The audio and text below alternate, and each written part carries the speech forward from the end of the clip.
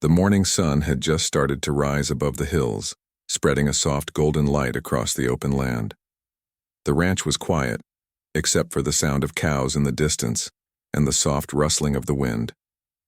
Rancher Mark Dalton was already up, as he always was before sunrise. His days began early with a cup of black coffee and a slow walk around the fields. Mark lived alone on his ranch in Texas. His wife, Emma, had passed away 5 years ago, and since then, life had felt long and silent. The ranch was big, hundreds of acres of open land, fences stretching far, and an old barn standing like a memory from another time. For Mark, it was all he had left. That morning seemed no different from any other. He got into his dusty old truck, drove down the narrow dirt road, and started checking the fences. But as he neared the north pasture, something unusual caught his attention. Near the edge of the fence, by a clump of dry grass, there was a small bundle of cloth. It looked like someone had dropped a blanket or a bag. Mark slowed his truck and frowned. He got out, brushing the dust from his jacket, and walked closer. The morning air was still cold and the fog hadn't lifted yet. As he reached the spot, he noticed the cloth was moving, just slightly. His heart gave a small jolt. He knelt down and slowly lifted one corner of the cloth. What he saw made him freeze in shock. Underneath was a little girl, maybe 9 or 10 years old. Her big brown eyes stared up at him, wide with fear. Her face was pale and dirty, her hair tangled. She looked like she hadn't slept for days. For a moment, Mark didn't know what to say. The girl opened her lips and whispered, her voice trembling, "Please, don't send me back." Mark's heart softened instantly. He could see the fear in her eyes. It wasn't the kind of fear a child should ever have. "It's all right," he said gently. "You're safe here. What's your name?" The girl hesitated. Her hands were shaking as she pulled the cloth tighter around herself. After a few seconds, she whispered, "Lila." Mark nodded slowly. "Okay, Lila. You're cold. Let's get you inside." She didn't move at first, but when he held out his hand, she looked at it carefully, then reached for it. Her fingers were ice cold. He helped her stand, noticing how light she was, like she hadn't eaten properly in a long time. Mark took her into the house. The place was simple. Wooden floors, a fireplace, old pictures on the wall, and the smell of coffee still in the air. He wrapped a blanket around her and poured her a warm glass of milk. Lila sat quietly at the table, clutching the cup with both hands. She didn't look up much. Her eyes kept shifting toward the window as if she was afraid someone was outside. Mark tried to make her comfortable. "You hungry?" he asked softly. She nodded. He made her some toast and eggs. She ate slowly, carefully, as if she wasn't used to having real food. After a while, Mark asked again, "Where did you come from, sweetheart?" She didn't answer at first. She looked down at her plate and bit her lip. Then she whispered, "From a house, with other kids. They said it was safe." Her voice broke a little. But it wasn't. Mark leaned back in his chair. His heart sank. He had heard about foster homes before, some good, some bad. He could see she was terrified of something. "Did you run away?" he asked quietly. Lila nodded. "They hurt me when no one's watching," she said softly, tears welling in her eyes. "I tried to tell people, but they said I was lying, so I ran away last night. I just kept walking until I couldn't walk anymore." Mark didn't know what to say. His hands clenched slightly as he listened. He had no proof of what she said, but the look in her eyes told him everything. This was not a story she made up. This was real fear. He looked toward the phone on the wall. He knew he should call the police or social services. That's what any responsible person would do. But when he looked back at the little girl, small, shaking, scared, he couldn't bring himself to do it. What if they sent her right back to the same people she was running from? Instead, he said, "You can stay here for a little while, okay? Just until I figure things out." Lila looked up at him, her eyes full of relief. "Thank you," she whispered. Mark tried to make her feel at home. He showed her the barn, the horses, and the chickens. She smiled faintly when one of the horses nuzzled her hand. For the first time, he saw a bit of light in her eyes, But as the day went on, strange things started happening. Around noon, Mark saw a car drive slowly past the ranch, an unfamiliar dark sedan. It didn't stop, but it moved too slowly to be casual. Lila noticed it too. She froze, her face going pale. "Do you know that car?" Mark asked. She nodded slightly. "That's them." Mark's stomach tightened. He watched the car disappear down the road, dust rising behind it. He realized whoever those people were, they might be looking for her. That evening, Mark made sure every door and window was locked. The ranch was quiet again, but the silence now felt different, heavier, full of worry. Lila stayed close to him, afraid to even step outside. After dinner, she sat near the fireplace, staring into the flames. "You won't let them take me, right?" she asked softly. Mark swallowed hard. "I won't let anyone hurt you," he said firmly. "I promise." It was a promise he meant from his heart, though he had no idea what trouble might be coming his way. Later that night, just as Mark was about to head to bed, there was a knock at the door. It was sharp, sudden, and loud in the quiet night. Lila jumped and ran to hide behind the curtain. Mark took a deep breath and went to the door. He opened it slowly. Standing outside was a woman in her mid-30s. She wore a neat coat and had a calm smile, but her eyes seemed too cold for that smile to be real. "Good evening," she said politely. "Sorry to bother you this late. I'm looking for a little girl. Her name is Lila. She ran away from my care home last night. I believe she may have come this way." Mark's heart pounded. He glanced over his shoulder toward the living room, where Lila was hiding behind the curtain, silently shaking. He looked back at the woman. "You her guardian?" he asked. "Yes," she replied quickly. "She's been with me for a year now. Poor thing's confused. Sometimes she tells stories, but she's safe with me, I assure you." Mark didn't respond. There was something about her tone, too smooth, too practiced, and the way she looked at him made him uneasy. "Can I come in?" she asked. Mark stepped in front of the doorway. "I don't think that's a good idea," he said slowly. "If she shows up here, I'll call the authorities."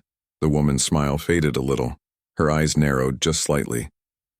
"You do that," she said, her voice colder now. "But I'll be back. She belongs with me." Then she turned and walked back toward her car. The engine started and the headlights flashed across the window before she drove away into the dark. Mark closed the door and locked it. He turned around and saw Lila still standing behind the curtain, her hands gripping the fabric tightly. "She's gone," he said gently. "You're safe for now." Lila didn't move for a while. Then she whispered, "She's lying. Please don't let her take me." Mark knelt down in front of her and looked into her frightened eyes. "I won't," he said firmly. "You're safe here tonight." Outside, the wind picked up again, rattling the windows. Mark knew things were far from over. Whoever that woman was, she would return, and next time, it might not just be her. But for now, he decided to keep the girl safe, no matter what it took. He looked at her small face full of exhaustion and fear, and thought of Emma, his wife, who always wanted to help children in need. He whispered softly, almost to himself, "You're safe here, little one. You're home tonight." And as the fire burned low in the quiet ranch house, the two of them, the lonely rancher and the frightened child, sat together in silence, unaware that the real storm was yet to come. Mark barely slept that night. The image of the woman's cold smile and Lila's terrified face kept replaying in his mind. Every creak of the old wooden house made him reach for the flashlight beside his bed. Outside, the wind howled across. The fields and the branches of the oak trees tapped against the windows like restless fingers. He finally got up before dawn. When he stepped into the living room, he saw Lila asleep on the couch, wrapped tightly in a blanket. Her face looked peaceful for once, and he couldn't bring himself to wake her. He stood quietly, looking at her small hands resting on the pillow. For a man who had lived alone for years, the sight stirred something deep inside him, a quiet sense of responsibility and protectiveness. He brewed a pot of coffee and sat at the table, thinking about what to do. He knew he couldn't just hide her forever. That woman would come back. And if her story about being Lila's guardian was a lie, there had to be a way to prove it. When the sun rose, Lila woke up. She blinked a few times and looked around the room nervously. "She didn't come back?" she asked softly. Mark shook his head. "Not yet," he said, "but we're not taking chances."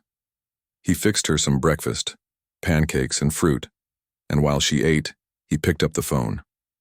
There was one person he trusted in town, Clara Jensen, a kind social worker who had helped families for over 20 years. His late wife had known her too. When Clara answered, Mark told her everything, about finding Lila under the cloth, about the woman who came to the door, and about Lila's fear. Clara listened quietly.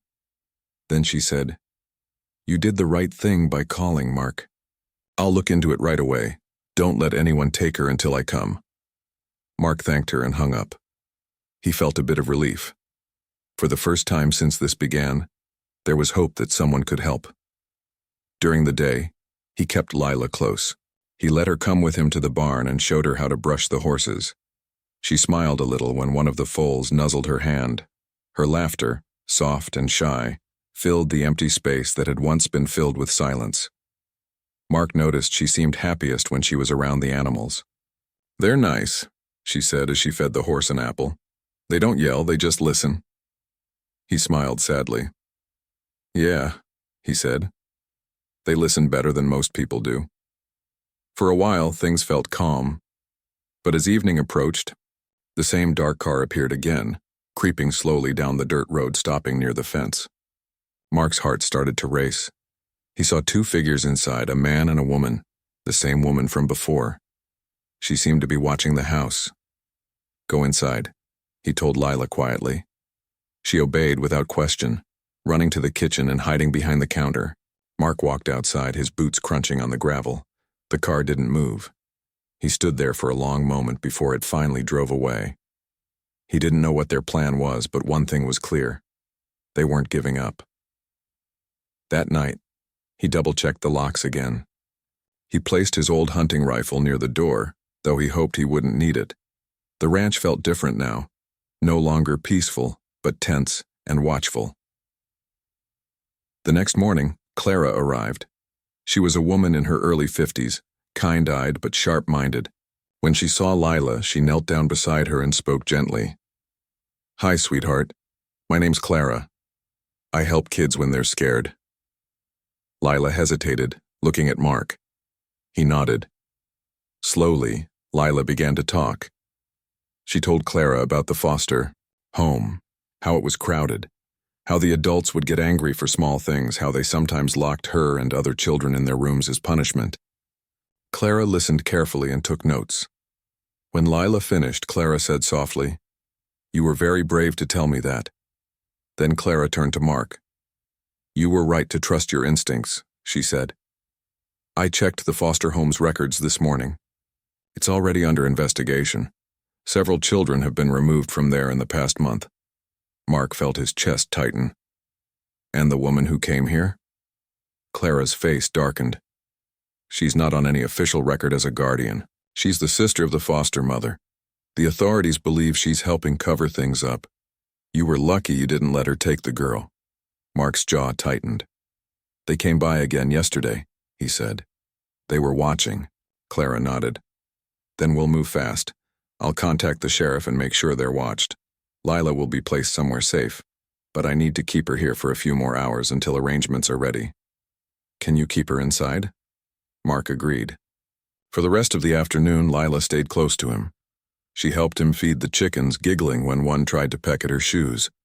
For a moment, it almost felt like they were just two ordinary people having a quiet day on the ranch. But peace never lasted long. As the sun began to set, the dark car returned again. This time it didn't stop by the fence. It drove straight toward the house. Mark saw the headlights cutting across the yard. He turned to Lila.